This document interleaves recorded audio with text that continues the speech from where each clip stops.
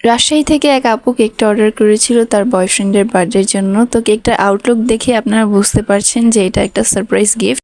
তো বার্থডে হিসেবে আপুটা হচ্ছে এরকম একটা সারপ্রাইজ অ্যারেঞ্জ করে।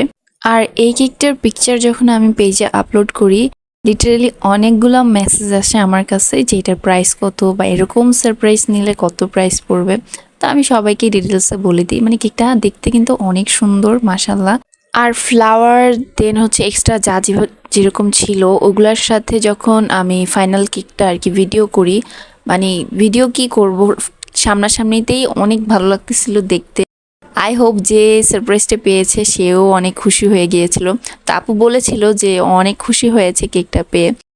আর কেকটার ডিজাইনটাও কিন্তু ভালো লাগতেছিল দেখতে। আর এই কেকটা ছিল পুরাটাই চকলেট ফ্লেভারের মধ্যে। তো আপুটা আমাকে বলেছিল আমি যেন সবকিছু ভিডিও করে রাখি, কিভাবে প্যাকেজিং করতেছি, কি কি দিতেছি।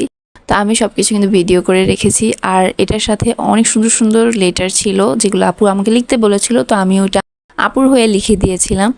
আর এইভাবে আর কি আমি কেকটা পুরোটা রেডি করি। তো আপনাদের কাছে এই কেকটা কেমন লাগলো আমাকে অবশ্যই কিন্তু জানাতে ভুলবেন না।